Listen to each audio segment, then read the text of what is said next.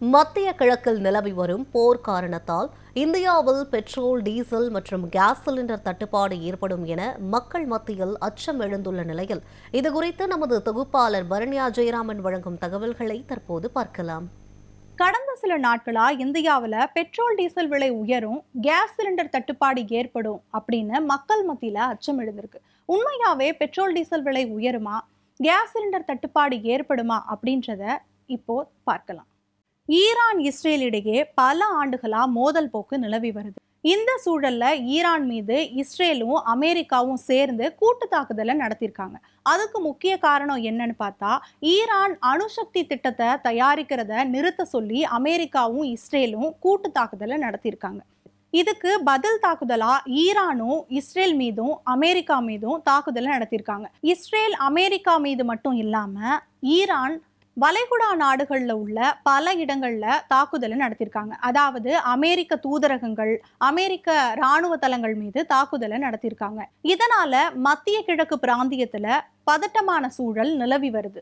இந்த பதட்டமான சூழல்ல உலகின் முக்கிய கடல் போக்குவரத்து வழித்தடமான ஹார்முஸ் நீரிணையை ஈரான் மூடிடுறாங்க.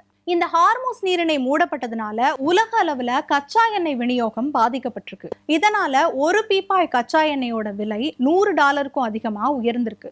இதன் காரணமா உலகின் பல நாடுகள்ல பெட்ரோல், டீசல் விலை அதிகரிச்சிருக்கு. அதாவது பாகிஸ்தான்ல $300 வரைக்கும் பெட்ரோல், டீசல் விலை உயர்ந்திருக்கு அப்படின்னு சொல்லப்படுது.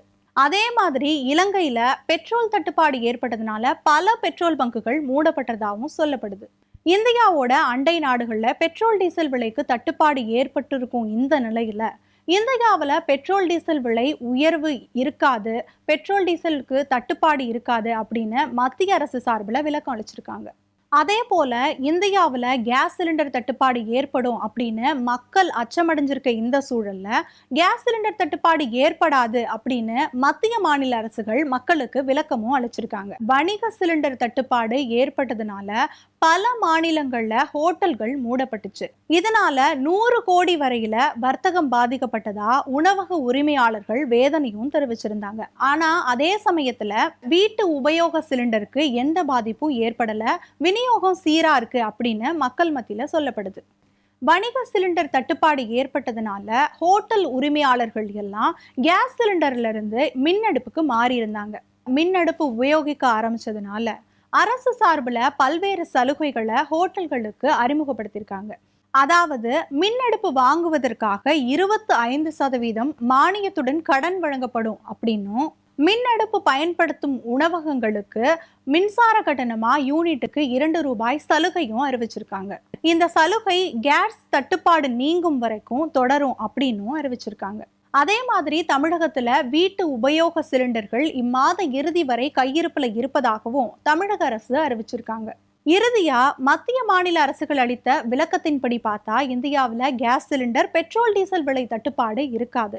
எனவே மக்கள் யாரும் அச்சப்பட தேவையில்லை அப்படின்னு மத்திய மாநில அரசுகள் உறுதி அளிச்சிருக்காங்க.